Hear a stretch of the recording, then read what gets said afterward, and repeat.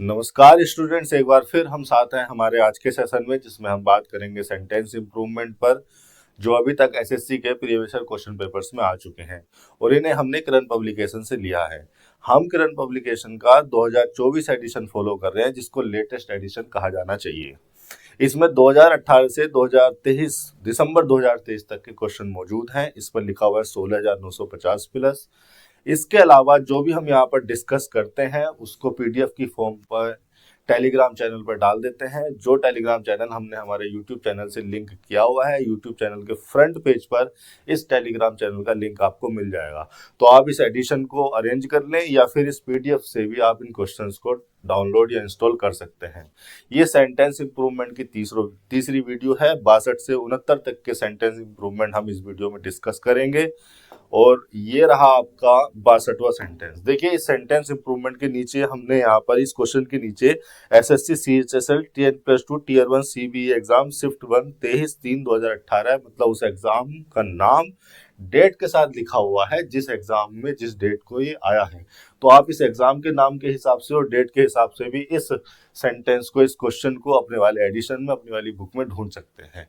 ये हो गई पुरानी बातें। अभी नई बातें कर लेते हैं। इस 62वें सेंटेंस पर हमें इसे इम्प्रूव करना है और इम्प्रूव करना है हमें हमारी ग्रामेटिकल अंडरस्टैंडिंग के आधार पर, हमारी वोकैबुलरी के आधार पर और हमारी जो बेसिक समझ है, जो कंटेक्चुअल समझ है इंग्लिश को लेकर, उसके आधार पर। तो ये सेंटेंस आपके सामने लिखा हुआ है, इसको पढ़ेंगे, सिंटैक्टिकली एनालाइज करते हुए जाएंगे और देखेंगे कि किस तरह के इंप्रूवमेंट की हमें जरूरत है, क्या इंप्रूवमेंट चाहिए, और चाहिए तो इन बाकी के 4 ऑप्शन में से 3 ऑप्शन में से कौन सा वाला होगा। द डीजल इंजन्स, इंजन्स यहाँ पर एक नाउन है, प्लूरल क्योंकि काउंटेबल है तो प्लूरल नाउन बना दिया। डीजल यहाँ पर नाउन मॉडिफायर या एडजेक्टिव हो रहा है, द हो गया आर्टिकल, और ये जो पूरी की पूरी फ्रेज है ये लिखी हुई है एक नाउन फ्रेज, जो कि निश्चित तौर पर ही सब्जेक्ट कंसीडर की जाएगी। ऑब्जेक्ट और कॉम्प्लीमेंट होने का यहाँ पर स्कोप नहीं है। रिप्लेस्ड वर्ब की सेकंड फॉर्म लगी हुई है, यानी कि पास्ट इंडेफिनिट में सिनेरियो चला गया। और ये जो वर्ब है ये ट्रांजिटिव नेचर की वर्ब है, ट्रांजिटिव नेचर का एक्शन है, और इस ट्रांजिटिव वर्ब की वजह से इसने अपना ऑब्जेक्ट ले लिया था स्टीम इंजन्स, यानी the diesel engines replace the steam engines. Engines यहाँ पर नाउन हो गया, स्टीम इसके लिए नाउन मॉडिफायर यानी कि एडजेक्टिव हो गया, द इसके लिए आर्टिकल हो गया, ये हो गया ऑब्जेक्ट उस ट्रांजिटिव वर्ब का, पूरी की पूरी नाउन फ्रेज। फिर एंड लगाकर कोऑर्डिनेट कंजंक्शन को लिखा गया। कोऑर्डिनेट कंजंक्शन इस्तेमाल किए जाते हैं फ्रेजेस, वर्ड्स या क्लोजेस को जोड़ने के लिए। तो यहाँ पर एंड कंजंक्शन के द्वारा 2 क्लोजेस को जोड़ा जा रहा है। पहली क्लोज आपके सामने लिखी है, the diesel engines replace the steam engines, ये हो गई आपकी पूरी पहली क्लोज। और इसके बाद जो सारी लिखी है, एंड कंजंक्शन के बाद जो सारी लिखी गई है, ये है आपकी दूसरी क्लोज। तो 2 क्लोजेस को जोड़ने के लिए एंड कंजंक्शन का यूज किया गया है। दोनों ही कंजंक्शन जो है, दोनों ही क्लोजेस जो है कोऑर्डिनेट नेचर की है, इसीलिए कोऑर्डिनेट कंजंक्शन का इस्तेमाल हुआ है। The old first class coaches, coaches यहाँ पर नाउन हो गया। फर्स्ट क्लास जो है पूरा का पूरा जो नाउन मॉडिफायर एडजेक्टिव की तरह काम कर रहा है। दूसरा एडजेक्टिव लग गया यहाँ पर ओल्ड। ठीक है, एक नाउन के लिए एक से ज्यादा एडजेक्टिव आ सकते हैं, उनका लिखने का जो सीक्वेंस है वो सही होना चाहिए और वो मीनिंगफुल हो, लॉजिकल हो। यहाँ पर द आर्टिकल लग गया उसको स्पेसिफिक बनाने के लिए। और ये जो पूरी की पूरी नाउन फ्रेज लिखी हुई है, the old first class coaches, ये पूरी की पूरी जो नाउन फ्रेज है यही सब्जेक्ट के फंक्शन में है। इस दूसरी वाली क्लोज का सब्जेक्ट क्या हो गया, the old first class coaches. Is replace, देखिए इज रिप्लेस यानी कि बी प्लस वर्ब की थर्ड फॉर्म को लगाया गया है। इट मींस पैसिव स्ट्रक्चर है, पैसिव स्ट्रक्चर को यूज किया गया है। ठीक है, action done by somebody else हो सकता है कि किसी के द्वारा रिप्लेस किए गए होंगे। और रिप्लेस करके क्या लिखा गया है यहाँ पर, कूप्स लगाए गए। जो फर्स्ट क्लास कोचेस थे उनकी जगह पर क्या लगा दिए गए, कूप्स लगा दिए गए। कूप्स क्या होते हैं मैं आपको दिखा देता हूँ। फिलहाल देखिए, चलिए कूप्स की बात कर लेते हैं। जब कूप्स का जिक्र आ गया तो ये इमेज मैंने लगाई हुई है, इसको कूप बोलते हैं। ट्रेन में इस तरह का जो केबिन होता है या इस तरह का जो प्लेस होता है, इसको कूप बोला जाता है। इसमें 2 तरफ सीट होने की बजाय एक ही तरफ सीट होती है, थोड़ी आरामदायक होती है, कंफर्टेबल होती है, और यहाँ से एक तरफ से बंद रहता है। ये इधर वाला जो कोने पे है सीट लगी हुई नहीं है, इधर से बंद है, एक ही तरफ सीट है। ऊपर भी है नीचे भी है, लेकिन है एक ही तरफ। ये थोड़ा सा ज्यादा स्पेसियस होता है, ज्यादा इसमें जगह होती है, थोड़ा ज्यादा आरामदायक होता है। बाकी के और जो दूसरे अरेंजमेंट होते हैं ट्रेन में बैठने के लिए, सफर करने के लिए, वो भी आपको दिखा देता हूँ ताकि आप डिफरेंस को समझ सकें। ये इमेज मैंने लगवाई है, उस पर लिखा है ट्रेन में ये क्या होता है। ऐसे ही गूगल पे सर्च वगैरह करके ये लगा दी होगी। देखिए, इसको बोलते हैं कूप, जहाँ एक तरफ सीट होती है, दूसरी तरफ से वॉल होती है दीवार की, लोहे की या किसी भी चीज की होगी। इसको बोला जाता है केबिन, जहां पर दोनों तरफ सीट होती है, पैसेंजर एक दूसरे के सामने बैठे होते हैं। हम तुम ज्यादातर लोग इसी में सफर करते होंगे, बहुत लोग इसमें भी सफर करते हैं। वो अपने आराम के और फाइनेंशियल फाइनेंशियल जो है स्टेटस के हिसाब से कोई तय करता होगा। कंपार्टमेंट और ज्यादा आरामदायक होते हैं। कंपार्टमेंट देखिए यहाँ पर, ये जो तीसरी इमेज लगाई गई है, ये एक कंपार्टमेंट है, इसको कंपार्टमेंट बोला जाता है। ये और ज्यादा स्पेसियस होता है, और ज्यादा प्राइवेट स्पेस इसमें आपको दिया जाता है, प्राइवेट रूम इसमें दिया जाता है आपको, और ज्यादा प्राइवेट रूम दिया जाता है। देखिए आगे ये कोई एलईडी वगैरह लगी हुई है, थोड़ा सा इसको लग्जरियस बनाया गया है, डस्टबिन रखा हुआ है, तो ये थोड़ा सा ज्यादा स्पेसियस होता है और ज्यादा कंफर्टेबल आपको यहाँ पर मिलता है। इसको कंपार्टमेंट बोला जाता है, प्राइवेट कंपार्टमेंट।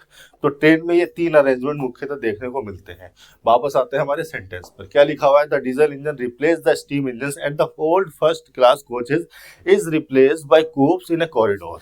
इन यहाँ पर प्रीपोजिशन आ गया और प्रीपोजिशन के बाद लग गया कॉरिडोर। कॉरिडोर वही जो पूरी लाइन होती है, उसी को कॉरिडोर कहा जाता है ट्रेन में।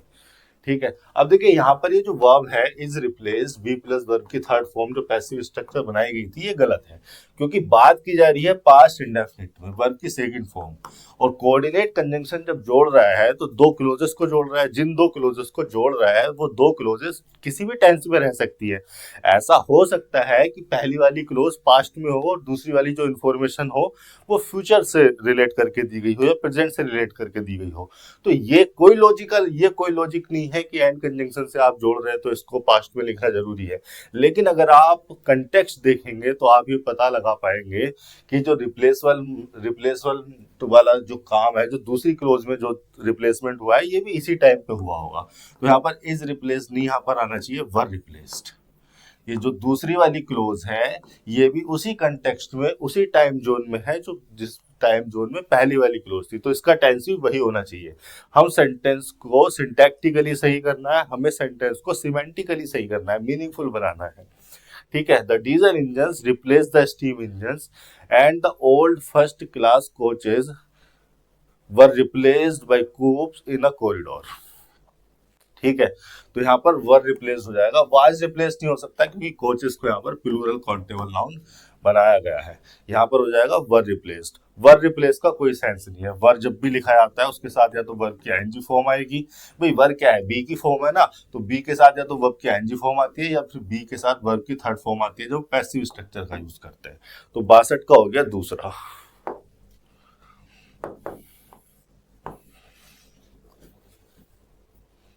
63 देख लेते हैं। We kept aside our clothes, clean our hiking boots and made sure we had our thick woolen socks। ठीक है, उसी तरह से हमें ये करना है। वी यहाँ पर देखिए प्रोनाउन हो गया जो कि निश्चित तौर पर सब्जेक्ट के फंक्शन में होगा। kept aside, ठीक है, ये एक फ्रेजल वर्ब हो गई जो कि मेन वर्ब है, वर्ब की सेकंड फॉर्म रखी गई। kept aside मतलब किसी चीज को अलग करके रख देना। असाइड यहाँ पर एडवर्ब की तरह यूज होता है। और क्या है ये? ट्रांजिटिव, पूरी जो फ्रेजल वर्ब है ट्रांजिटिव वर्ब के फंक्शन में होती है, एक ट्रांजिटिविटी इसमें होती है। और ट्रांजिटिव है ये पूरी फ्रेजल वर्ब, चूंकि ट्रांजिटिव है तो उसके बाद इसका ऑब्जेक्ट आ गया। ऑब्जेक्ट क्या है? क्लोथ्स नाउन हो गया, और हो गया अवर हो गया हमारा डिटर्मिनर। पूरी की पूरी जो नाउन फ्रेज है वो ऑब्जेक्ट हो गई। उसके बाद देखिए कोमा लगाकर दूसरी वर्ब लिखी गई है, फिर तीसरी वर्ब भी लिखी गई है, वो एंड कंजंक्शन से जोड़ी गई है। ये बिल्कुल इसी तरह से ए एंड बी अगर हमें जोड़ना है, तो अगर हमें तीन को जोड़ना है तो ए बी एंड सी लिखते हैं, पहले वाले दो को कोमा से अलग कर देते हैं। और अगर हमें चार आर्टिकल को जोड़ना है तो ए बी फिर से कोमा और लास्ट वाले के बाद जो है, लास्ट वाले के साथ जो है डी लगा देंगे। तो kept aside, clean and made sure, kept aside और clean को जोड़ा गया है। तो पहली वाली दो वर्ब फ्रेजेस को कोमा से अलग कर दिया और लास्ट वाले के साथ एंड कंजंक्शन लगा दिया। तो देखिए जब यहाँ पर आप वर्ब की सेकंड फॉर्म यूज कर रहे हैं तो यहाँ पर भी आप वर्ब की सेकंड फॉर्म यूज करेंगे। भाई कोऑर्डिनेट कंजंक्शन है, सेम रैंक के स्ट्रक्चर को जोड़ता है। अगर एक वर्ब का टेंस पास्ट इंडेफिनिट है तो दूसरा जो एक्शन होगा वो भी पास्ट इंडेफिनिट का ही होगा, वो भी पास्ट में होने वाला एक्शन होगा। तो यहाँ पर भी देखिए पास्ट इंडेफिनिट लगाया हुआ है। मेड श्योर का मीनिंग मैं भी आपको बता दूंगा, लेकिन यह भी पास्ट इंडेफिनिट है। यहाँ पर क्लीन नहीं क्लीन होना चाहिए, कोऑर्डिनेट कंजंक्शन से हम जोड़ रहे हैं। तो ये पहला ऑप्शन हो गया, बाकी सारे ऑप्शन गलत हैं। क्लीन भी ट्रांजिटिव वर्ब है, ट्रांजिटिव वर्ब है तो उसके बाद उसका ऑब्जेक्ट आ गया, एंड कंजंक्शन लगा हुआ है। एंड कंजंक्शन के बाद तीसरी वर्ब लगाई गई है मेड श्योर। मेड श्योर भी एक फ्रेजल वर्ब है, ट्रांजिटिव नेचर की वर्ब है। ट्रांजिटिव नेचर की वर्ब का ऑब्जेक्ट है ये पूरी की पूरी क्लोज। देखो मेक श्योर पर बात कर लेते हैं, बहुत अच्छी फ्रेजल वर्ब है और इसकी स्ट्रक्चर समझनी जरूरी है। इसकी स्ट्रक्चर समझ के और भी चीजें क्लियर होती है। मेक श्योर का मतलब क्या है? मेक श्योर, पहली बात तो मैं इसकी स्ट्रक्चर बताऊं। इसकी मेक श्योर की एक्चुअल स्ट्रक्चर होनी चाहिए या होती होगी या होती है मेक समथिंग श्योर, ये होती है इसकी रियल स्ट्रक्चर या एक्चुअल स्ट्रक्चर या एप्रोप्रिएट स्ट्रक्चर इसकी ये होनी चाहिए, make something sure. Make transitive verb है और इस ट्रांजिटिव वर्ब का ऑब्जेक्ट आ गया समथिंग, और ये जो श्योर लगा है ये एक एडजेक्टिव है और ये एडजेक्टिव लगाया गया है इस ऑब्जेक्ट के लिए ऑब्जेक्ट कॉम्प्लीमेंट बनाकर। मैंने अभी कल या परसों के लेक्चर में भी ये बात समझाई थी कि मेक एक ऐसी वर्ब है जो अपने बाद ऑब्जेक्ट और उसके बाद ऑब्जेक्ट कॉम्प्लीमेंट ले लेती है। तो ये जो श्योर है ये तो एक एडजेक्टिव है, ये आया किसके लिए? समथिंग के लिए आया है, और ये ऑब्जेक्ट, इस ऑब्जेक्ट के लिए ऑब्जेक्ट कॉम्प्लीमेंट हो गया। अच्छा, मेक समथिंग श्योर का मतलब क्या है? मेक समथिंग श्योर का मतलब है मेक समथिंग सर्टेन। सर्टेन मतलब किसी चीज का होना पक्का कर देना। Make something certain, make something certain. अलग अलग डिक्शनरी में तुम्हें अलग अलग शब्दों के द्वारा इसकी डेफिनेशन या मीनिंग मिल जाएगी, लेकिन कहने का मतलब यही है कि अगर आप किसी चीज को श्योर कर रहे हो तो इसका मतलब आप उसका होना पक्का कर रहे हो, मेक समथिंग सर्टेन। अब देखो ये जो समथिंग होता है यहाँ पर, ये जो स्ट्रक्चर मैंने आपके सामने लिखी है, वर्ब लिखी है आपके सामने, इसमें जो समथिंग होता है, अगर ये कोई वर्ड होता, कोई सिंगल वर्ड होता, कोई फ्रेज होता तब तो ठीक था, तब तो ये स्ट्रक्चर ठीक थी। लेकिन आमतौर पर ये जो समथिंग है ये कोई एक्शन होता है और इस एक्शन को रिप्रेजेंट किया जाता है एक क्लोज लिखकर। एक क्लोज लिख दी जाती है और उस क्लोज को लिखकर उस एक्शन को रिप्रेजेंट किया जाता है जिसके हम श्योर होने की बात कर रहे हैं। जैसे यहाँ पर आपके सेंटेंस में हम क्या श्योर करने की बात कर रहे हैं?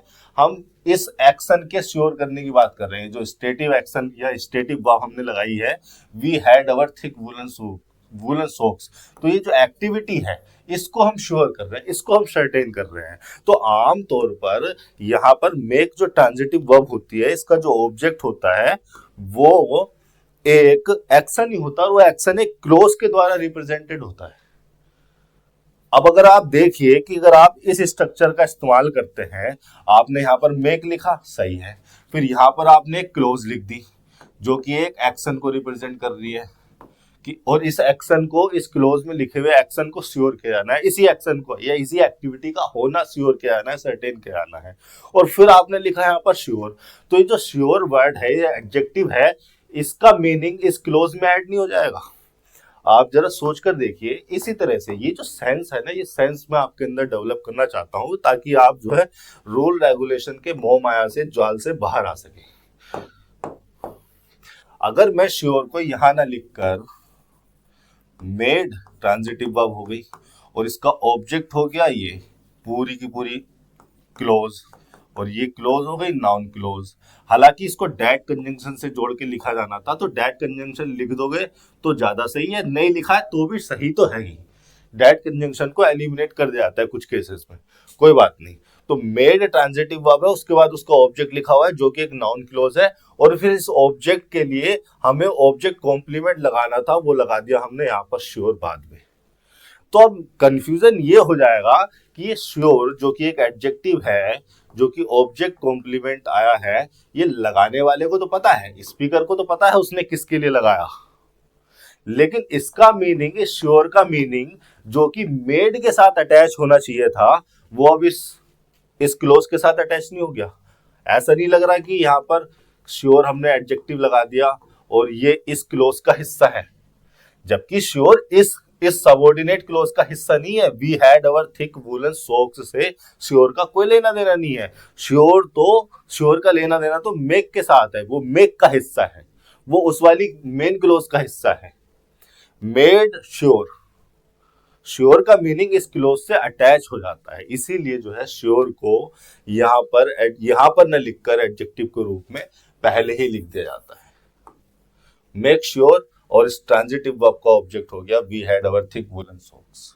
तो इस कंफ्यूजन से बचने के लिए हम श्योर को यहां न लिखकर वहां लिखते हैं, अन्यथा क्या होगा कि श्योर का मीनिंग इस क्लोज में ऐड हो जाएगा, जबकि श्योर का मीनिंग इस क्लोज के लिए नहीं है। श्योर तो खुद इस पूरी की पूरी क्लोज को सर्टेन करने के लिए आया है। ठीक है, तड़ेशट का हो गया था हमारा फर्स्ट ऑप्शन, और श्योर के बारे में मैंने आपको बता दिया। 64वें पे चल लेते हैं। अच्छा, एक इंफॉर्मेशन और देना चाहता था मैं आपको यहाँ पर हाइकिंग बूट्स के बारे में। हाइकिंग बूट्स क्या होते हैं? देखिए, हाइकिंग का मतलब क्या होता है? हाइकिंग का मतलब होता है द एक्टिविटी, ठीक है, या ऐसे लिख दूं, an action of going for long distance in the country side. Country side rural area को बोला जाता है कंट्री साइड। राइटिंग आज कुछ ज्यादा सही आ रही है भाई, देख लेना। हाइकिंग का मतलब होता है आपने सामान वामान पैक किया और गांव के क्षेत्र में एडवेंचर के लिए निकल गए, कुछ लंबे समय के लिए घूमने वाले, है ना। कितने एडवेंचरर आपने देखे होंगे। और हाइकिंग बूट्स क्या होते हैं, ये मैं दिखा देता हूं आपको। ये होते हैं हाइकिंग बूट्स, है ना। ये जो लेडी पहन के बैठी हुई है, ये हाइकिंग बूट्स पहन के बैठी हुई है, इनको बोलते हैं हाइकिंग बूट्स। इनका जो सोल है वो बहुत ही रफ बनाया जाता है, ताकि पथरीली जमीन पर और पानी वगैरह में और थोड़ा सा रास्ता टूटा फूटा हो तो वहां पर भी चलने वाले को कोई दिक्कत ना हो। और इनके यहाँ पर इस वाले क्षेत्र को, ये जो भी बोलते होंगे, इसको भी थोड़ा लंबा बनाया जाता है ताकि आसपास की झाड़ियों से भी पैरों को बचा सके। इनको हाइकिंग बूट्स बोला जाता है। देखिए यहाँ पर ये जो लेडी है, ये यहाँ पर कहीं माउंटेन पर चढ़ के बैठी हुई घूमने आई होंगी। सबका अलग अलग पर्पस होता है घूमने का, कोई किसी रिसर्च के लिए जा रहा है, कोई एंजॉयमेंट के लिए जा रहा है, कोई किसी वजह से जा रहा हो, ये हाइकिंग होती है। और हाइकिंग बूट्स रहे आपके सामने ये, ठीक है। 64 पर आ जाते हैं। क्या लिखा हुआ है? Your character depends on your upbringing, ठीक है। कैरेक्टर यहाँ पर नाउन हो गया, योर हो गया डिटर्मिनर, और ये जो नॉन फ्रेज आपके सामने लिखी हुई है, ये लिखी हुई है सब्जेक्ट। डिपेंड्स होगी यहाँ पर मेन वर्ब, ठीक है। प्रेजेंट इंडेफिनिट में लिखी हुई है, SEIS लगाया गया है क्योंकि कैरेक्टर जो है अनकाउंटेबल था तो उसके साथ ऐसा गया। अब डिपेंड जो है इंट्रांजिटिव नेचर की होती है, इसके साथ ऑन प्रीपोजिशन आ जाता है या अपॉन आ जाता है। डिपेंड ऑन समथिंग या depend upon something. On preposition का ऑब्जेक्ट क्या है? ऑन प्रीपोजिशन का ऑब्जेक्ट है योर अपब्रिंगिंग। अपब्रिंगिंग नाउन है और योर है डिटर्मिनर। ये पूरी की पूरी नाउन फ्रेज हो गई इस ऑन प्रीपोजिशन का ऑब्जेक्ट। अपब्रिंगिंग का मतलब क्या होता है? अपब्रिंगिंग बना है ब्रिंग अप से। अपब्रिंगिंग एक नाउन है और ये ब्रिंग अप ये एक फ्रेजल वर्ब है। ब्रिंग अप का मतलब होता है टू केयर फॉर और train a child until adulthood। किसी बच्चे की देखभाल करना, उसका पालन पोषण करना, उसे ट्रेन करना, उसको प्रशिक्षण देना। पेरेंट्स जैसे अपने बच्चों को, एक माँ अपने बच्चों को पालती पोसती है तो क्या करती है? ब्रिंग अप करती है। कई बार बच्चों को विशेष प्रकार की फैसिलिटी में स्कूल में भेज दिया जाता है उनके अच्छे पालन पोषण के लिए, ठीक है, जब तक वो अडल्टहुड ना हो जाए तो उनको उनकी जो देखभाल होती है, जो उनकी ट्रेनिंग होती है, जो उनको सिखाया जाता है, वो सब पालन पोषण ही होता है। और वही पालन पोषण करने का मतलब होता है ब्रिंग अप। ब्रिंग अप का मतलब टू केयर फॉर और train a child until adulthood. इसी से बन रहा है अपब्रिंगिंग। अपब्रिंगिंग का मतलब होता है the process of bringing up a child, the process act or the way in which someone treated or trained in childhood। वो ट्रीटमेंट, वो ट्रेनिंग, वो प्रशिक्षण, वो बातें, वो इंस्ट्रक्शन जो आपको सिखाई गई है आपके चाइल्डहुड में, वो सारे के सारी क्या हो जाती है, अपब्रिंगिंग हो जाती है। तो यहाँ पर ये your upbringing is own preposition का ऑब्जेक्ट है। तो सही है, इंप्रूवमेंट की आवश्यकता तो है नहीं इसमें। बाकी के ऑप्शन भी एक बार देखकर चलेंगे। हाउ यू वर ब्रॉड, देखिए ब्रॉड का मतलब अलग होता है, ब्रिंग का मतलब होता है to carry something to somewhere. आपने किसी चीज को उठाया, उठाकर आप दूसरे स्थान पर ले गए, ये होता है ब्रिंग। ब्रिंग का मतलब तो ऐसा तो यहाँ पर कुछ है नहीं। हाँ, अगर यहाँ पर ब्रॉड अप लिख दिया जाता तो ये सही हो जाता ऑप्शन। ठीक है, योर अपब्रिंगिंग, ये भी देखिए यहाँ पर अप और ब्रिंगिंग के बीच में स्पेस है, ये दो अलग अलग वर्ड नहीं है, एक ही वर्ड है, इसलिए ये भी गलत हो गया, ये भी गलत हो गया। योर वे ऑफ अपब्रिंगिंग, ये तो सुपरफ्लुअस आइडिया हो गया। अपब्रिंगिंग तो खुद एक मेथड है, ये तो खुद एक मेथड है, ये तो खुद एक वे के बारे में बात करता है। कोई मेथड या कोई वे या कोई प्रोसेस या कोई एक्ट, ठीक है, या कोई ट्रीटमेंट, तो इसके लिए वे लगाने की तो जरूरत थी नहीं। अपब्रिंगिंग तो खुद एक वे है, वो तो खुद एक मेथड है, ये भी सुपरफ्लुअस साइड हो गया। कुल मिलाकर यहाँ पर इंप्रूवमेंट की आवश्यकता नहीं है, नो इंप्रूवमेंट इसका सही ऑप्शन होना था 64 का 4। सबसे पहले तो आपको यही देखना होता है कि इंप्रूवमेंट की आवश्यकता है या नहीं है, और है तो कौन सा वाला ऑप्शन होना चाहिए। 65 आपके सामने लिखा हुआ, my daughter is loving glucose biscuits. अरे यार, इस कॉन्सेप्ट पे तो मैंने पूरी की पूरी वीडियो बनाई हुई है, वर्ब चैप्टर के प्लेलिस्ट में देख लेना। ये हो गया आपका my daughter subject, is loving यानी कि बी प्लस वर्ब की आईएनजी फॉर्म लिखी हुई है, मतलब कंटिन्यूअस, प्रेजेंट कंटिन्यूअस बन रहा है, प्रेजेंट कंटिन्यूअस। अब देखिए जो वर्ब है ना लविंग, लव, ये एक स्टेटिव वर्ब है। पूरा का पूरा लेक्चर डाला हुआ मैंने इस क्वेश्चन, इस कॉन्सेप्ट पर बहुत अच्छे से मैंने समझाया हुआ है कि स्टेटिव वर्ब क्या होती है। ये वर्ब स्टेटिव वर्ब इसलिए कही जाती है क्योंकि ये स्टेट के बारे में बताती है, और दूसरी बात ये कि ये कंटिन्यूअस स्टेट में नहीं आ सकती, क्योंकि कंटिन्यूअस स्टेट में किसी एक्शन को लिखने के लिए या किसी एक्शन को वर्ब की आईएनजी फॉर्म में लिखने के लिए, अब किसी एक्शन की कंटिन्यूटी को एक्सप्रेस करने के लिए उसको present continuous, past continuous, perfect continuous या फ्यूचर कंटिन्यूअस या किसी भी तरह की कंटिन्यूटी उससे एक्सप्रेस करने के लिए उसको टाइम टेकिंग होना जरूरी है। टाइम टेकिंग एक्शन वो एक्शन होते हैं जिनके होने या करने में समय लगता है, लेकिन लव के करने या होने में समय नहीं लगता। लव कोई ऐसी चीज नहीं है जिसको करने में आप 5 मिनट ले लोगे। लव का मतलब होता है to have some feelings for someone. तो अगर वो फीलिंग है तो आप उस स्टेट में हो, और अगर वो फीलिंग नहीं है तो आप उस स्टेट में नहीं हो। ये एक स्टेटिव वर्ब होती है, ये टाइम टेकिंग एक्शन नहीं होते। केवल और केवल टाइम टेकिंग एक्शन को ही आप कंटिन्यूअस स्टेट से दिखा सकते हैं। तो लव तो कंटिन्यूटी में आएगी नहीं, ये तो गलत हो गया। क्या हो जाना चाहिए यहाँ पर, माई डॉटर लव्स हो जाना चाहिए। मेरे ख्याल से एक ऑप्शन में लव्स 2 था, वो टाइपिस्ट से छूट गया होगा। सही ऑप्शन अब देख लेना दूसरे ऑप्शन में, तीसरे ऑप्शन में कहाँ पर लव 2 था और कहाँ पर लव्स था, टाइपिस्ट से हो गई होगी गलती। हैज बीन लविंग भी नहीं होगा, यहाँ पर भी आपने इसको प्रेजेंट परफेक्ट कंटिन्यूअस में दिखाया है।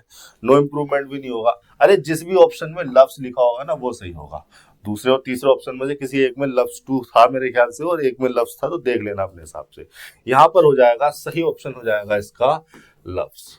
माई डॉटर लव्स ग्लूकोज बिस्कुट। और भी मैंने बहुत सारी स्टेटिव वर्ब लिखवाई है, like, adore, hate, own, have, possess, comprise, consist. बहुत सारी वर्ब मैंने कम से कम 30-40 वर्ब्स आपको बताई थी पिछले किसी लेक्चर में, स्क्रीनशॉट भी लगवाया था मैंने, और लेक्चर तो पढ़ा ही हुआ है स्टेटिव वर्ब क्या होती है। सो 65 का हो जाएगा third. 66 we had a horse shoe shaped platform made of clay but it was destroyed by the rains. ठीक है, वी यहाँ पर प्रोनाउन हो गया जो कि एक सब्जेक्ट के फंक्शन में होगा। हैड यहाँ पर मेन वर्ब हो गई जो कि वर्ब की सेकंड फॉर्म है। पास्ट इंडेफिनिट में वर्ब को ले जाया गया है। पास्ट इसका टेंस हो गया, इंडेफिनिट इसकी स्टेट हो गई। अब जब भी ये हैड मेन वर्ब होती है, ट्रांजिटिव वर्ब होती है, और ट्रांजिटिव वर्ब के बाद लिखा गया है इसका ऑब्जेक्ट। प्लेटफॉर्म नाउन हो गया, हॉर्स शू शेप्ड। अब देखिए ये शेप्ड क्या है, एडजेक्टिव हो गया इसके लिए, प्लेटफॉर्म के लिए। और इस शेप्ड के बारे में बताने के लिए लिखा गया है horse shoe.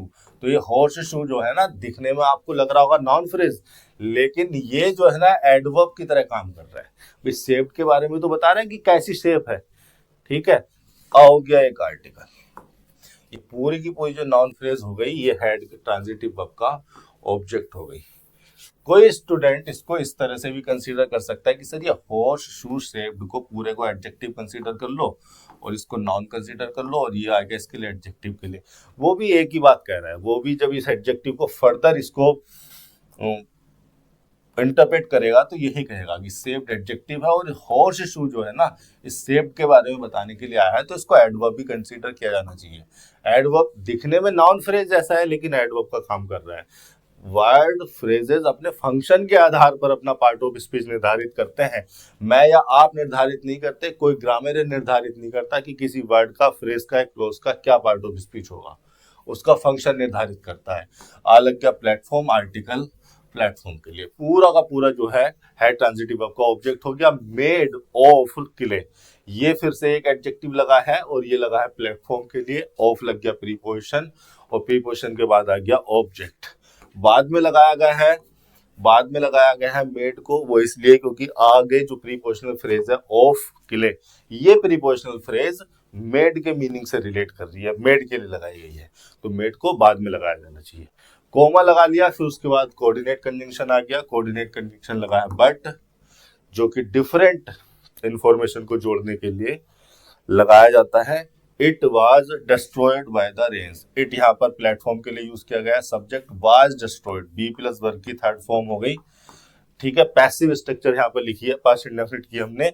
It was destroyed bye preposition हो गई, इस डूअर को रिफर करने के लिए, या हाउ समथिंग इज डन को रिफर करने के लिए प्रीपोजिशन का ऑब्जेक्ट हो गया डिस्ट्रॉयड। तो नो इंप्रूवमेंट है, किसी इंप्रूवमेंट की आवश्यकता नहीं है। देखिए प्लेटफॉर्म को डिस्ट्रॉय किया गया है पास्ट इंडेफिनिट में, यानी कि पास्ट के किसी पॉइंट पर रेन के द्वारा प्लेटफॉर्म को डिस्ट्रॉय किया गया है, तो प्लेटफॉर्म होगा भी पास्ट में। ऐसा तो है नहीं कि डिस्ट्रॉय हो गया है यहाँ पर पास्ट में और आप उसको हैव और हैज लगाकर, ये हैव, हैज, हैड तीनों प्रेजेंट का सिनेरियो है। कोई कंप्लीशन को दिखा रहा है, कोई प्रेजेंट इंडेफिनिट में है, तो ऐसा तो है नहीं डिस्ट्रॉय कर दिया। ये प्रेजेंट का अगर पॉइंट है, ये अगर प्रेजेंट का पॉइंट है, तो जिस प्लेटफॉर्म को डिस्ट्रॉय कर दिया है पास्ट में रेन ने, उसको आप प्रेजेंट में कंप्लीशन दिखा दोगे क्या, या प्रेजेंट के पॉइंट पर उसके एग्जिस्टेंस दिखा दोगे क्या? नहीं दिखा सकते। तो 66 का 4 हो गया, नो इंप्रूवमेंट। टेंस की प्रॉब्लम थी यहाँ पर, या टेंस से रिलेटेड क्वेश्चन पूछा गया था आपसे। 67, my brother and I would enjoy chasing the butterfly amidst our own simple innocuous games. My brother and I सही है, प्रोनाउन और नाउन का कॉम्बिनेशन सही लगा है। माई ब्रदर एक नाउन फ्रेज हो गई, एंड कंजंक्शन लग गया, आई हो गया प्रोनाउन, पूरा का पूरा लिखा हुआ है सब्जेक्ट। माई ब्रदर एंड आई, अगर कोई नाउन प्रोनाउन एक साथ लिखे हुए आ जाए तो नाउन को पहले लिखा करो, प्रोनाउन को बाद में। एंड कंजंक्शन लिखा हुआ है, नाउन फ्रेज हो गई। वुड यहाँ पर हेल्पिंग वर्ब यानी कि मोडाल लगा हुआ है, और एंजॉय यहाँ पर ट्रांजिटिव वर्ब हो गई। ट्रांजिटिव वर्ब के बाद लिखा हुआ है उसका ऑब्जेक्ट चेजिंग। अब देखिए जो एंजॉय ट्रांजिटिव वर्ब है, इसके बाद ऑब्जेक्ट लिखा हुआ है। चेज एक वर्ब थी, चेज लिखा हुआ था, वर्ब थी, उस वर्ब को नाउन बनाने के लिए हमने उसको जीरंड बना दिया। सही है, इंप्रूवमेंट की आवश्यकता नहीं है। ऑप्शन देख लेते हैं, चेज तो होगा ही नहीं, केस्ड भी नहीं होगा, टू चेजिंग भी नहीं होगा। भाई एंजॉय अगर ट्रांजिटिव वर्ब है तो क्या हमें प्रीपोजिशन लिखने की आवश्यकता है? ट्रांजिटिव वर्ब अपने पास सीधे बाद ऑब्जेक्ट ले लेगी, और चूंकि ऑब्जेक्ट एक वर्ब था तो उस वर्ब को जीरंड बनाकर लिखा, क्योंकि ऑब्जेक्ट तो केवल नाउन हो सकते हैं। अच्छा, ये जो ऑब्जेक्ट है, जो जीरंड है चेजिंग, ये खुद भी एक नॉन फाइनाइट वर्ब है, और जब हमने इसमें वर्ब का एट्रीब्यूट देखा तो हमने पाया ये भी एक ट्रांजिटिव नेचर की वर्ब है, तो इसने अपना ऑब्जेक्ट ले लिया। अमिडिस्ट क्या है? अमिडिस्ट एक प्रीपोजिशन है। अमिडिस्ट के बारे में बात कर लेते हैं, जरा 2 मिनट में रुककर आपको इसका समझा देता हूं क्या इसका मतलब होता है अमिडिस्ट या अमिड। ठीक है, अमिडिस्ट ज्यादा लिटरेरी है, फॉर्मल है अमिड से। अमिट एवरीडे कन्वर्सेशन में यूज होता है, फॉर्मल तो ये भी है, ये ज्यादा फॉर्मल है, लिटरेचर वगैरह में इस वर्ड का ज्यादा यूज किया जाता है। ये क्या है? प्रीपोजिशन है। प्रीपोजिशन है तो इनके बाद हमेशा क्या लिखा हुआ मिलेगा? ऑब्जेक्ट लिखा हुआ मिलेगा, कोई नाउन होगा। और ये जो नाउन है किसी ड्यूरेशन को भी रिफर कर सकता है, किसी एक्टिविटी को भी रिफर कर सकता है। भाई टाइम की एक ड्यूरेशन है, उसको रिफर कर सकता है, किसी एक्टिविटी को भी रिफर कर सकता है। एक्चुअली में इसका मतलब होता है in the middle of something, in the middle of something. और ये समथिंग क्या है? कोई ड्यूरेशन भी हो सकती है, और ये कोई एक्टिविटी भी हो सकती है। कोई एक्टिविटी चल रही है, उसके बीच में कुछ हो गया, उसके ड्यूरेशन, कोई ड्यूरेशन और ड्यूरेशन के बीच में कुछ हो गया। In the middle of, actually में इन द मिडिल ऑफ ही अमिडिस्ट का या अमिट का मीनिंग है। ठीक है, उसके बाद ये प्रीपोजिशन, और प्रीपोजिशन का ऑब्जेक्ट आ जाता है समथिंग। तो ये है प्रीपोजिशन। अच्छा, इनके जैसा दिखने वाला एक वर्ड और है, और वो है वर्ड मिडिस्ट। पता नहीं प्रोनाउंसिएशन में सही कर रहा हूं या नहीं कर रहा हूं, लेकिन स्पेलिंग मैंने सही लिखी है, इसमें कोई आ नहीं लगा होता, इसको बोलते हैं मिडिस्ट। अब ये क्या है? ये एक नाउन है। इस नाउन का मतलब होता है the middle part of something, the middle part of something. तो ये ध्यान रखना कि ये जो दोनों वर्ड है ये प्रीपोजिशन के फंक्शन में होते हैं, और इनके बाद ऑब्जेक्ट आएगा, और ये एक नाउन है। क्योंकि ये एक नाउन है तो ये खुद किसी का ऑब्जेक्ट या सब्जेक्ट बनेगा। ठीक है, इतनी बात ध्यान रखना इनका फंक्शन और पार्ट ऑफ स्पीच के बारे में। तो वापस आते हैं हमारे सेंटेंस पर। क्या लिखा हुआ है? अमिडिस्ट लिखा हुआ है प्रीपोजिशन। प्रीपोजिशन के बाद क्या आना चाहिए था? उसका ऑब्जेक्ट। क्या है object? Our own simple innocuous games. Games हो गया यहाँ पर नाउन, इनोक्वस हो गया यहाँ पर एडजेक्टिव। इनोक्वस का मतलब है हार्मलेस, हार्मलेस या causing no harm, causing no harm. देखिए कोमा की यहाँ पे जरूरत नहीं थी, गलती से लगा दिया इन्होंने। सिंपल एक दूसरा एडजेक्टिव लग गया, एक नाउन के लिए 2 एडजेक्टिव आ सकते हैं। ऑन लग गया एक डिटर्मिनर, ये डिटर्मिनर बताने के लिए है। देखिए ये जो डिटर्मिनर है ना ऑन, ये हमेशा पजेसिव के साथ ही, पजेसिव डिटर्मिनर के साथ ही यूज होता है। अवर जैसे लगाया पजेसिव डिटर्मिनर, इस फंक्शन में ऑन पजेसिव डिटर्मिनर के साथ यूज होता है, ये बताने के लिए कि ऑन डिटर्मिनर जिस नाउन के लिए आया है वो नाउन इस पजेसिव डिटर्मिनर वाले पर्सन से ही रिलेट करती है, उसकी ओनरशिप उसी की है। और ऑन सिंपल इनोक्वस गेम्स मतलब ये जो गेम है ये हमारी ही ओनरशिप में है, ये हमारा ही गेम है, माय ब्रदर एंड आई का ही गेम है। ठीक है, तो इसमें चेजिंग, इसमें भी नो इम्प्रूवमेंट है, किसी इम्प्रूवमेंट की आवश्यकता नहीं है। 67 हो गया, फोर्थ ऑप्शन के साथ 68 पर चल लेते हैं। क्या लिखा हुआ है? Over the last few weeks I has been on a whirlwind series of travel for work and vacation. अरे इसमें क्या करना है? ये प्रोनाउन है, हैज की जगह हैव लगा देना है, बस इतना करना था। इसमें सेंटेंस तो यहीं पर हो गया, लेकिन हम इंटरेस्टेड हैं सिंटैक्टिकल एनालिसिस में, इंटरप्रिटेशन में। हमें सीखना है, हमें इंप्रूव करनी है अंडरस्टैंडिंग, कॉन्सेप्चुअल अंडरस्टैंडिंग। देखिए कई बार स्टूडेंट मुझसे मिलते हैं कि सर हमने 2 बार किरण पब्लिकेशन लगा ली, 2 बार एमबी पब्लिकेशन लगा ली, 1 बार ये पिनेकल की बुक लगा दी, आप क्या लगाएं? भैया सेंटेंस आपने इतने सारे लगा लिए और बार बार लगा लिए, लेकिन आपको अभी भी लगाने की जरूरत है। इसका मतलब आपकी कंसेप्चुअल अंडरस्टैंडिंग क्लियर नहीं है, आपके अंदर वो कॉन्फिडेंस नहीं है। हम सेंटेंसेस के नंबर के पीछे भाग रहे हैं, जबकि हमें इंप्रूव करनी है अपनी अंडरस्टैंडिंग। हमें ध्यान देना है अपनी कंसेप्चुअल अंडरस्टैंडिंग पर। 2 बार आपने किरण पब्लिकेशन लगा ली, 2 बार आपने एमबी पब्लिकेशन लगा ली, 1 बार आपने पिनेकल की बुक लगा ली, मॉक टेस्ट भी इतने दे दिए, नंबर आ रहे हैं फिर भी आपके एवरेज। क्यों? क्योंकि आप उन बारीकियों को नहीं समझ पाए, आपकी अंडरस्टैंडिंग क्लियर नहीं है। बार बार प्रैक्टिस करते करते आपने कुछ चीजें तो सीख ली, कुछ चीजें आपने याद कर ली, लेकिन वो चीजें जो उस प्रीवियस ईयर के रट्टाफिकेशन से छूट गई, वो आपकी समझ में नहीं आई है। तो आप जो है अंडरस्टैंडिंग पर ध्यान दें। मैंने पहले इस चैनल की पहली वीडियो में ये बताया था कि आपका जो एग्जाम होता है उसमें 70 to 80% कॉन्सेप्ट या 80 to 90% बल्कि ऐसे कॉन्सेप्ट आते हैं जो प्रीवियस ईयर से रटे रटाए आते हैं। इन 80-90% को अगर आपने कर लिया तो आपका सिर्फ और सिर्फ क्वालिफाई होना है एग्जाम। आपका जो सिलेक्शन होना है वो बाकी के 5-10 या 15% क्वेश्चंस की वजह से होना है, जो आप कर पाओगे बाकी बच्चे नहीं कर पाएंगे।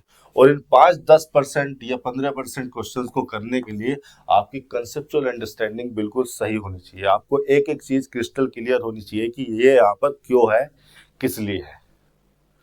उसी प्रयास में हम लगे हैं। ये प्रीवियस ईयर का रट्टा मार के, ये रूल रेगुलेशन का रट्टा मार के 70-80% क्वेश्चन हो जाते हैं, स्टूडेंट्स खुश हो जाते हैं, बस अब मैं बहुत करीब हूँ, अब मेरा सिलेक्शन हो जाएगा। और लगा रहता है 10 साल बढ़ते रहते हैं, 2 साल हो गए, 3 साल हो गए, 4 साल हो गए, लेकिन इंग्लिश में मार्क्स इंप्रूव नहीं हो रहे। वो इसीलिए क्योंकि आपका जो तरीका है वो गलत है। आपको अपनी समझ बढ़ानी है, आपको मेमोरी कार्ड नहीं बनना है।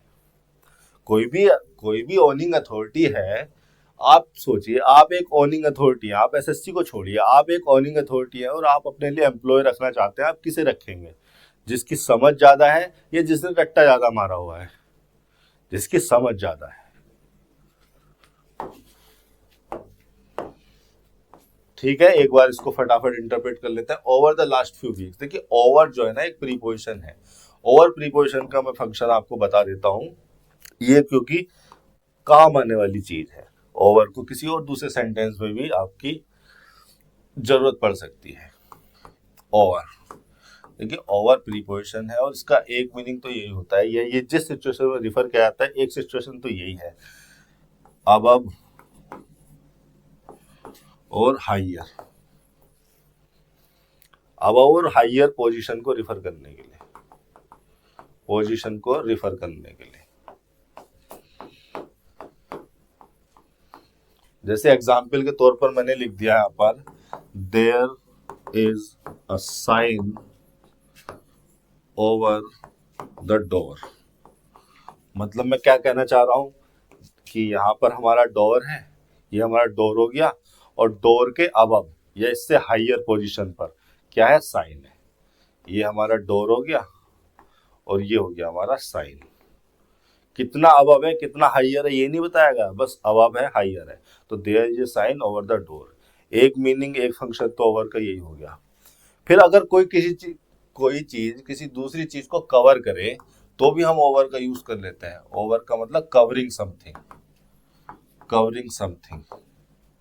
जैसे मैंने एग्जाम्पल के तौर पर लिखा, she puts her hands over my eyes.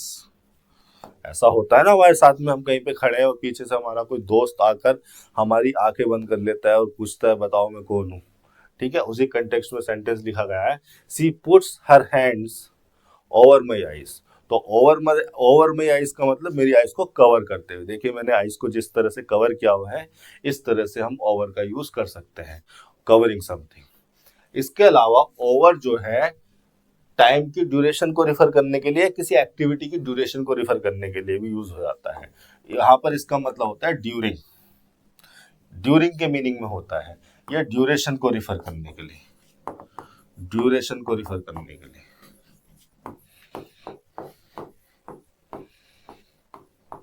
जैसे मैंने एक सेंटेंस लिखा, I was in Goa over the summer. तो द समर क्या हो गई, एक पीरियड ऑफ टाइम हो गया। भाई समर के द्वारा हम किसी पीरियड ऑफ टाइम को रिफर कर रहे हैं, पीरियड ऑफ टाइम को रिफर कर रहे हैं, और ओवर एक प्रीपोजिशन लगा दिया उस पीरियड ऑफ टाइम को सेंटेंस में जोड़ने के लिए। एक एग्जांपल मैंने लिखा, she talks much over the lunch.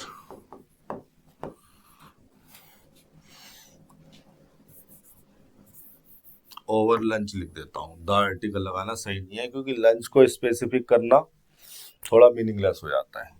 Lunch क्या है, यहाँ पर नाउन है, ये एक एक्टिविटी को रिफर कर रहा है। अगर एक्टिविटी को रिफर कर रहा है तो हम ओवर लगाकर क्या क्या रिफर कर रहे हैं, ड्यूरिंग को, कि जब ये एक्टिविटी हो रही थी, ये जब एक्टिविटी होती है इसी के ड्यूरेशन की बात की जा रही है कि वो ये वाली एक्टिविटी करती है, बहुत ज्यादा बात करती है। तो ओवर प्रीपोजिशन हो गई और प्रीपोजिशन का ऑब्जेक्ट हो गया इस एक्टिविटी की ड्यूरेशन को या इस एक्टिविटी के साथ साथ होने वाले इस काम को रिफर करने के लिए। वापस आ जाते हैं, तो यहाँ पर प्रीपोजिशन लगाकर लिखा गया है एक टाइम ड्यूरेशन को, प्रीपोजिशन उसका object the last few weeks, weeks यहाँ पर नाउन हो गया, फ्यू यहाँ पर एक डिटर्मिनर लग गया, लास्ट यहाँ पर एक कार्डिनल ऑर्डिनल नेचर का डिटर्मिनर है जो कि ऑर्डर बताने के लिए आता है, द यहाँ पर आर्टिकल लिखा हुआ है। पूरी की पूरी नाउन फ्रेज इस प्रीपोजिशन की ऑब्जेक्ट हो गई। क्या लिखी हुई है, नाउन फ्रेज लिखी हुई है, और चूंकि ये एक टाइम को रिफर कर रही है तो क्या हो गई, ये एडवर्ब ऑफ टाइम हो गई। और लास्ट फ्यू वीक्स की बात की जा रही है तो पास्ट प्लस प्रेजेंट का सिनेरियो हो गया। तो हैज बीन तो सही है लेकिन हैज नहीं हैव होना था यहाँ पर, मतलब प्रेजेंट परफेक्ट में बनाया गया है, वर्ब के टेंस और स्टेट को प्रेजेंट परफेक्ट रखा गया है, वो तो सही है क्योंकि लास्ट फ्यू वीक्स का मतलब हो जाएगा एक वीक तो ये वाला जो चल रहा है और बाकी के 4 वीक पहले, एक वीक ये हो गया और 4 वीक पहले वाले, ये हो जाता है लास्ट फ्यू वीक का मतलब। तो पास्ट के 4 वीक हो गए और पास्ट के 4 वीक के साथ एक वीक कौन सा वाला हो गया, जो अभी चल रहा है, प्रेजेंट वाला। तो ये हो गया इस तरह से पास्ट प्लस प्रेजेंट का सिनेरियो। जब कोई एक्टिविटी पास्ट प्लस प्रेजेंट से रिलेट कर रही हो, पास्ट का एक्शन हो प्रेजेंट से रिलेट कर रहा हो या पास्ट का एक्शन हो प्रेजेंट पर कंप्लीट हुआ हो, तो उसके लिए यूज कर लेते हैं प्रेजेंट परफेक्ट। इस कॉन्सेप्ट को मैंने अपने टेंस वाले चैप्टर में प्रेजेंट परफेक्ट से रिलेटेड वीडियो में, प्रेजेंट परफेक्ट से रिलेटेड लेक्चर में मैंने भली भांति अच्छे से समझाया हुआ है कि द लास्ट वीक का क्या मतलब होता है और लास्ट वीक का क्या मतलब होता है। लास्ट वीक का क्या मतलब है और द लास्ट वीक का क्या मतलब है। देखिए, लास्ट वीक के मतलब है कैलेंडर के हिसाब से लास्ट वीक, कैलेंडर के हिसाब से संडे से लेकर मंडे तक का टाइम, संडे से लेकर सैटरडे तक का टाइम, ठीक है, कैलेंडर के हिसाब से संडे से लेकर सैटरडे तक का टाइम। और द लास्ट वीक का मतलब है द लास्ट 7 डेज, मतलब आज कोई भी डे हो, आज मेरे ख्याल से थर्सडे है, नहीं आज फ्राइडे है, तो फ्राइडे का दिन और पिछले 6 दिन, ठीक है भाई। 7 दिनों के इंटरवल को भी आप एक वीक बोलते हैं, और संडे से लेकर सैटरडे तक का जो इंटरवल होता है अब उसको भी एक वीक बोलते हैं। तो वो एक कैलेंडर वीक होता है, उसका लास्ट वीक उसी कैलेंडर वीक को रिफर करता है। द लास्ट वीक का मतलब होता है द लास्ट 7 डेज, एक आज का दिन और पिछले 6 दिन। आप अपने दोस्त से कहते हैं यार एक हफ्ते से मैं तुमसे मिला नहीं, एक सप्ताह से मैं तुमसे बात नहीं की, एक सप्ताह हो गया यार उसे देखे हुए, तो एक सप्ताह का क्या मतलब है, आज का दिन और पिछले 6 दिन। उसी तरह से द लास्ट फ्यू वीक्स का क्या मतलब है, अच्छा मैंने 5 इंटरप्रेट कर लिया था, उसको फ्यू है, ठीक है, मैंने यहाँ गलती से इसको 5 इंटरप्रेट कर लिया था, हो गया कोई बात नहीं। अगर 5 इसकी जगह 5 भी लिखा होता तो ये इंटरप्रिटेशन सही होती। हालांकि इंटरप्रिटेशन सही है, फ्यू की जगह मैंने 5 इंटरप्रेट कर लिया, कोई दिक्कत नहीं, कॉन्सेप्ट सही है, कॉन्सेप्ट जो बता रहा हूँ वो बिल्कुल सही है, ठीक है। अगर 5 द लास्ट 5 वीक्स की बात की जाए तो एक वीक आज का और 4 वीक पुराने, ऐसे ही फ्यू वीक्स में होगा, जितने वीक होंगे फ्यू वीक में 2 4 5, तो आज के वीक मतलब अभी जो चल रहा है वीक उस वाले वीक को इंक्लूड करके है। तो ये पास्ट प्लस प्रेजेंट का सिनेरियो नहीं हो गया। अगर आप द लास्ट वीक लिख रहे हो तो वो रिफर कर रहा है द लास्ट 7 डे को, और एक दिन आज का और 6 दिन पुराने, तो पास्ट के ये 6 दिन हो गए पास्ट के और ये फ्राइडे हो गया प्रेजेंट का, तो पास्ट प्लस प्रेजेंट का सिनेरियो हो गया। तो जब भी आपको द लास्ट वीक दिखा हुआ मिले तो आप लगाते हैं प्रेजेंट परफेक्ट, इस सिचुएशन में आप लगाते हैं, इस सिचुएशन में लगाते हैं आप प्रेजेंट परफेक्ट, ठीक है। और अगर आपको लास्ट वीक लिखा हुआ मिल जाए तो आप लगाते हैं पास्ट इंडेफिनिट, ठीक है, क्योंकि ये कैलेंडर के हिसाब से पास्ट का टाइम हो गया, तो उस हिसाब से प्रेजेंट परफेक्ट लगा हुआ सही है। बट आई के साथ हैज नहीं हैव आना था, तो इसका पहला ऑप्शन सही हो जाना था। ये भी गलत है, ये भी गलत है। हैव के साथ वर्ब की आईएनजी फॉर्म नहीं आती, हैव के साथ वर्ब की थर्ड फॉर्म आती है हर सिचुएशन में, हर हाल में। तो I have been on a whirlwind series of travel for more work and vacation. On हो गया यहाँ पर प्रीपोजिशन, और प्रीपोजिशन का ऑब्जेक्ट हो गया whirlwind सीरीज हो गया नाउन, और whirlwind हो गया इसका लिए एडजेक्टिव, और ये हो गया आर्टिकल ऑफ, ये ऑन प्रीपोजिशन का ऑब्जेक्ट हो गया अ whirlwind सीरीज ऑफ प्रीपोजिशन, और प्रीपोजिशन का इसको थोड़ा सा इरेज कर लेता हूँ। आगे इंटरप्रिटेशन आसानी है, खुद भी कर लोगे। प्रीपोजिशन का ऑब्जेक्ट हो गया ऑफ ट्रेवल, ये इसके लिए ऑफ ट्रेवल, इसके लिए इस नाउन के लिए एडजेक्टिव का काम हो गया। फॉर पर्पस बताने के लिए हो गया कि मेरा पर्पस क्या था, पर्पस था वर्क एंड वैकेशन। दो नाउन को कोऑर्डिनेट कंजंक्शन से जोड़ दिया गया है, फॉर प्रीपोजिशन का ऑब्जेक्ट बनाकर लिख दिया गया है। इसको हम कहेंगे एडवर्ब ऑफ रीजन या एडवर्ब पर्पस इस वर्ब का। तो ये हो गया आपका 68 सेंटेंस, पहला ऑप्शन हो जाएगा। 69 पर चल लेते हैं। क्या लिखा हुआ है, I close the window just in time and return to my room with relief. I यहाँ पर प्रोनाउन हो गया जो कि सब्जेक्ट के फंक्शन में, क्लोज वर्ब की सेकंड फॉर्म लगी है और ट्रांजिटिव नेचर की वर्ब है, इसके बाद इसका ऑब्जेक्ट लगा हुआ है। Just in time, in time का क्या मतलब है और जस्ट इन टाइम का क्या मतलब है, जरा सा 5 मिनट में इस चीज को समझ लो।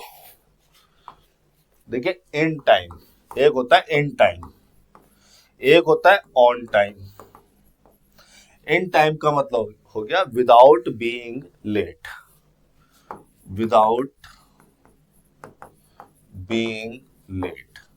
मान लो कि कोई काम 5 बजे करना था या कोई काम 8 बजे करना था, 8 PM पर करना था।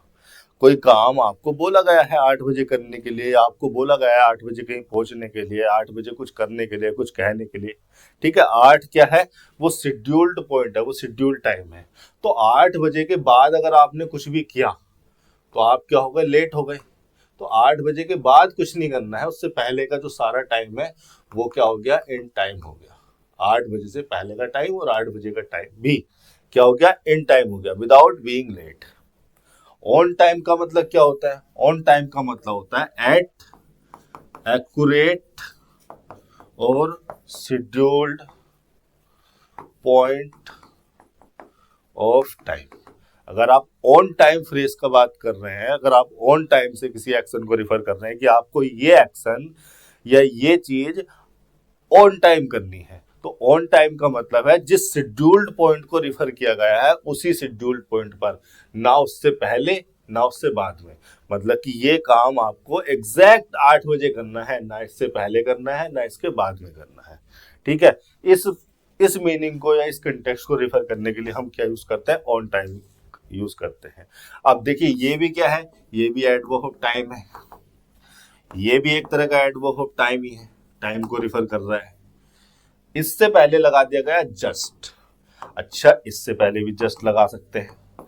तो जस्ट इन टाइम का मतलब क्या है, जस्ट भी एक एडवर्ब ही हो गया। इस एडवर्ब टाइम को एक्यूरेसी को रिफर करने के लिए इस जस्ट इन टाइम का मतलब हो गया, मतलब यही हुआ विदाउट बीइंग लेट। अगर हम जस्ट इन टाइम लिख रहे हैं, जस्ट इन टाइम लिख रहे हैं, तो जस्ट इन टाइम का मतलब हो गया just before being late. Late आप कब होंगे, 8 बजे के बाद लेट होंगे। तो इससे जस्ट बिफोर पहले आपने जो भी काम कर दिया उसको हमने क्या कह दिया, जस्ट इन टाइम कह दिया। यहाँ पर विदाउट की जगह बिफोर लिखकर भी सही मीनिंग आएगा, बिफोर बीइंग लेट। तो जस्ट क्यों लगाया गया, जस्ट लगाया गया इस टाइम की एक्यूरेसी को इंप्रूव करने के लिए, इसको थोड़ा सा और एग्जैक्ट कर देने के लिए। उसी तरह से जस्ट ऑन टाइम भी लिखा जा सकता है। ठीक है, जस्ट ऑन टाइम अगर लगाया गया तो आपसे क्या कहा जा रहा है, इस एक्यूरेट शेड्यूल्ड पॉइंट पर ही कुछ होना चाहिए, ना इससे 1 सेकंड पहले ना इससे 1 सेकंड बाद में। इतना जस्ट इसको एक्यूरेट करने के लिए, एग्जैक्ट करने के लिए जस्ट को यहाँ पर एडवर्ब की तरह लगाया गया। ठीक है, तो ये जस्ट इन टाइम एक एडवर्ब टाइम फ्रेज लग गई। आई close the window just in time, मतलब जो भी टाइम था, जो भी कोई फिनोमिना था उससे पहले ही मैंने कर दिया, कोई लेट लतीफी नहीं हुई मेरी तरफ से, ठीक पहले मैंने उससे कर दिया। आई close the window just in time and return. देखिए एंड कोऑर्डिनेट कंजंक्शन है, दो वर्ब्स को जोड़ा गया है, क्लोज्ड को। अब यहाँ पर वर्ब की सेकंड फॉर्म थी, पास्ट इंडेफिनिट में चला गया एक्शन, तो ये भी पास्ट इंडेफिनिट में ही जाना चाहिए था। कोऑर्डिनेट कंजंक्शन सेम रैंक की स्ट्रक्चर को जोड़ता है। सेम रैंक की स्ट्रक्चर को जोड़ने का मतलब है अगर आप किसी पास्ट के एक्शन को जोड़ रहे हैं तो दूसरा एक्शन भी पास्ट का ही होना चाहिए, उसी टाइम जोन में होना चाहिए, उसी पॉइंट पर होना चाहिए। आई close the window just in time and return. Return जो है इंट्रांजिटिव नेचर की वर्ब है और इसके लिए इसके साथ टू प्रीपोजिशन आ गया और प्रीपोजिशन के बाद आ जाएगा इसका ऑब्जेक्ट, वो प्लेस, वो डेस्टिनेशन, वो पॉइंट जहां को वो रिटर्न हुआ। टू माई रूम, रूम यहाँ पर नाउन हो गया, माई डिटर्मिनर हो गया, my room noun phrase, to preposition का ऑब्जेक्ट हो गई। माई रूम रिफर कर रहा है उस प्लेस को, उस पोजीशन को, उस पॉइंट को जहाँ को रिटर्निंग वाली एक्टिविटी हुई। विद रिलीफ प्रीपोजिशन और प्रीपोजिशन के बाद उसका ऑब्जेक्ट, विद यहाँ पर हैविंग के मीनिंग में है, ठीक है। रिलीफ के साथ जो है मैं रिटर्न कर गया, तो यहाँ पर रिटर्न नहीं होना था, रिटर्न हो गया। हैड बीन रिटर्न भी गलत हो जाएगा, नो इम्प्रूवमेंट भी नहीं होगा। देखिए हैड बीन हंटेड नहीं रिटर्न लिखा हुआ है, टाइपिंग मिस्टेक हो गई है, sorry for that. Had been return लिखा होगा। देखिए पहली बात तो बी रिटर्न का मतलब क्या हो गया, बी प्लस वर्ब की third form. Be plus verb की थर्ड फॉर्म का मतलब हो गया पैसिव स्ट्रक्चर, और ये मैंने क्या कहा, ये है इस मीनिंग में इंट्रांजिटिव। देखिए आप किसी किताब, आपने अपने दोस्त से एक किताब ली, एक पेन लिया, आप उसको रिटर्न कर रहे हो, तो इस मीनिंग में रिटर्न ट्रांजिटिव है। To give something back to someone, किसी चीज को वापस कर देना किसी person, to give something back to someone, इस मीनिंग में रिटर्न ट्रांजिटिव हो सकती है। तो इस मीनिंग में तो रिटर्न का पैसिव बन सकता है, लेकिन आपके सेंटेंस में जिस मीनिंग में रिटर्न यूज हुई है वहां पर उसका फंक्शन इंट्रांजिटिव है। इंट्रांजिटिव है तो इसका तो पैसिव बन ही नहीं सकता। इंट्रांजिटिव वर्ब पैसिव स्ट्रक्चर में पैसिव फॉर्म में लिखी नहीं आती है। थर्ड ऑप्शन तो वैसे ही आप देखते गलत कर देते। 69 का हो गया दूसरा। आपको इसी तरह से सीखना है, समझना है। अगर आपको किसी भी सेंटेंस में, किसी भी कॉन्सेप्ट में कोई दिक्कत हो तो आप बेझिझक मुझे कमेंट सेक्शन में लिख सकते हैं। मुझे बहुत खुशी होती है आपसे बात करते हुए। आज के लिए इतना ही, धन्यवाद।